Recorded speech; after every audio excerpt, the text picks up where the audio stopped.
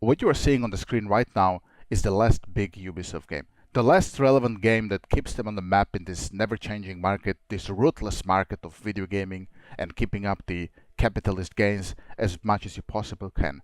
This game that came out at this point nearly a decade ago has, in my opinion, stood the test of time.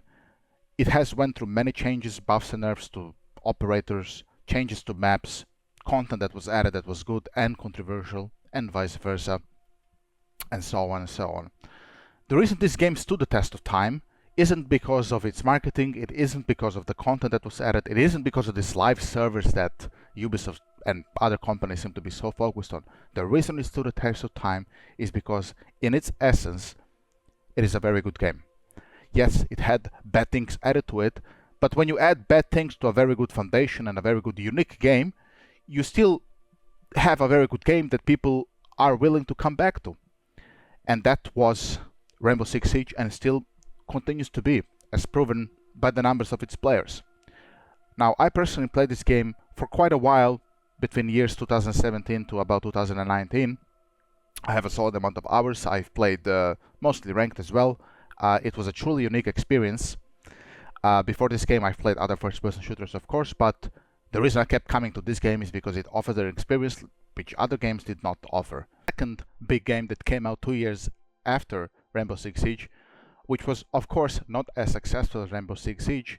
I'm not going to make excuses why that happened. I think it was clear for everybody who was involved in it why it wasn't as successful, but still, as a consumer, you have to appreciate the originality of this game, how unique it was.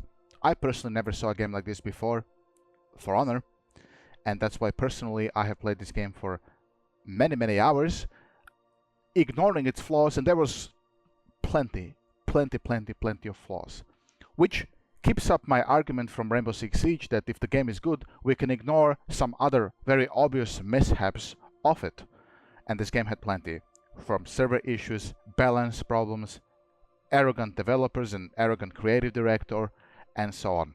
Yet, I have played this game for many hours over the years.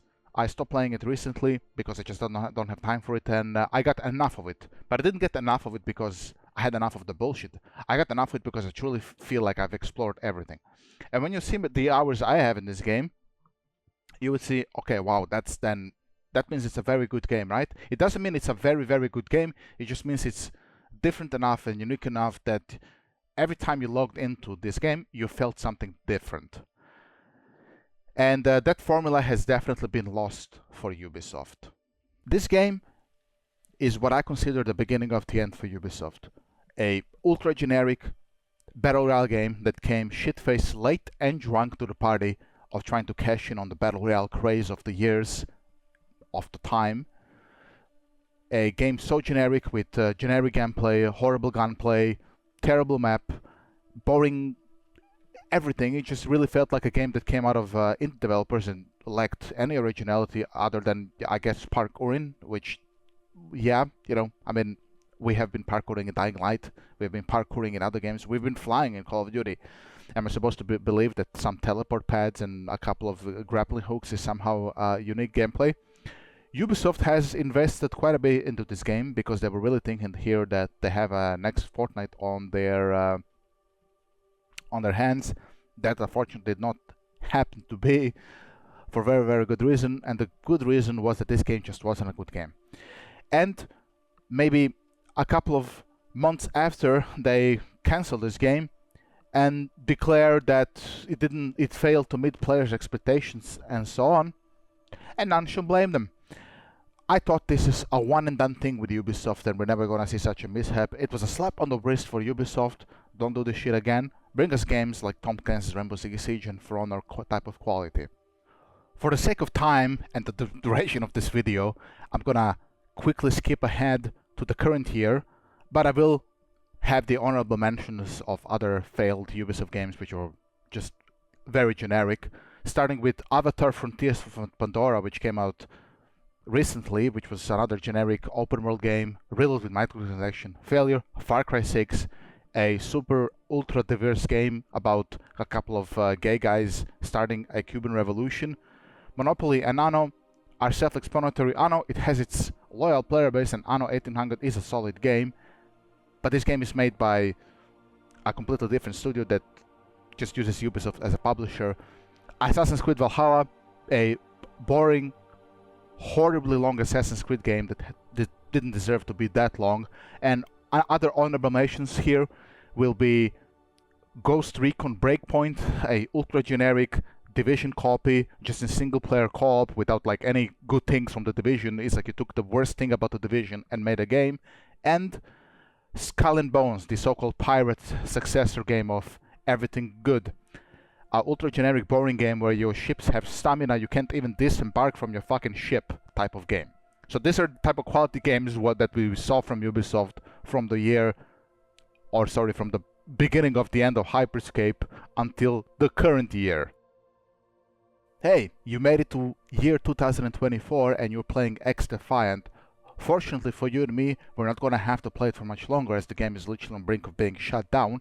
Hyperscape 2.0 at the making. This game, which had a solid player numbers in its launch date and the beta that happened a little bit before launch, still failed to capture the Ubisoft magic they used to have back a decade ago and was just a generic Call of Duty clone. This game's big calling card, when I think about what my friends were saying about it and what I saw on the internet and when I was watching about opinions about these games and let's plays and whatnot, was that this game has no skill-based matchmaking.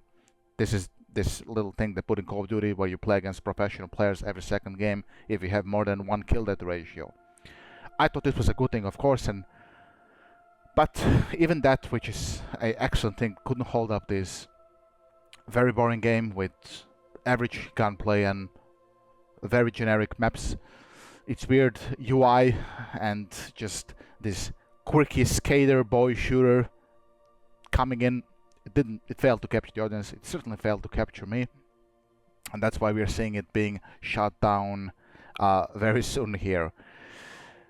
The one thing that I will remember from this game is that it showed Activision, it showed all these types of games in this genre that having SBMM is literally better than not having it, since a game that came from Ubisoft with no SBMM has shut down like a couple of months after launch. That's gonna be the most criminal thing I remember about this game. I wish the no SBMM came on a better game and then Activision and this type of games followed suit. We say farewell to X-Defiant and, frankly, good riddance.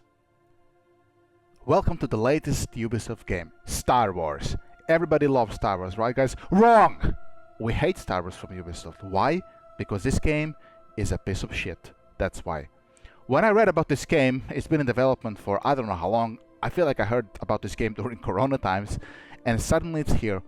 From the creators of Division and Division 2, games which are honestly a topic for another time, comes a game that is so ugly that it looks like it came from 2015, and the sole purpose of this game is to sell you microtransactions, to sell you season passes, all the other big goodies that you would expect from, the live service games. It seems that Ubisoft, after the failures of X-Defiant and the failures of its competitors like Concord and so on, are moving away from the so-called live service model and are just trying to introduce you a single-player service model, which is just the same thing without the live. This game is getting under fire everywhere. I personally have not played it, so I'm not going to comment on its gameplay. I can only comment what I saw, and what I saw is certainly not good. I have played the other Star Wars single-player game like the Jedi series, and I can definitely see, at least in the graphic department, that those games look better than this game. Yeah, massive, big disappointment from them here. I don't expect this game being around for too much longer, and unfortunately, this might be the last game Ubisoft has released in the next 2 and 3 years, the last big game. If Star Wars is not going to bring them forward, then I truly don't know what will. Whenever you're in trouble, it seems that people can just pull out the Disney card, like Star Wars, like Star Trek, and all this, big buzzword names from these old, tired, aged franchises. But it seems it didn't work for Ubisoft here. This game is under fire everywhere. And here we are, a decade later, with almost not one game you can remember from Ubisoft. I truly don't know what happens here from now on to Ubisoft, honestly. Of course, as a consumer and as a ex-fan of their games from 10 years ago, I really hope they put it together but it seems they've drained all the talent and sold off with their layoffs that they had years and years from ago. I hope that from the ashes of Ubisoft, we will get maybe a company from these old developers that will recapture the magic of this French studio that delivered us really good games like Assassin's Creed Black Flag and Tom Clancy's Rainbow Six Siege, For Honor, and so on. But I'm not gonna hold my hopes up.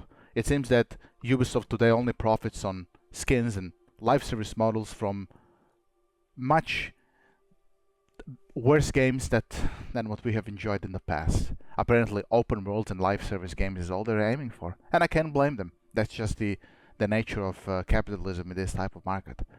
It just sucks though, because they came late to this market and never truly had a game other than a game that's 10 years old at this point to truly compete in this market. I believe that they should have just stuck their guns with their originality. It's pretty ironic that their old games like Rainbow Six Siege and For Honor are carrying this watermark from them. Ubisoft original, guys, as if they are somehow proud that the games from 10 years ago are the original games. We say farewell to Star Wars Outlaws, to X-Defiant, to Ghost Recon Breakpoint, to Far Cry 6, to Skull and Bones, to all these failed games. A graveyard, nonetheless. France is full of Ubisoft dead games, unfortunately. And with that, we're gonna shut this video down. I hope in the future to make a video about a good Ubisoft game, but I'm not gonna hold my breath for that too much longer. Thank you for sticking around. I hope you enjoyed the video, and I'll see you some other time.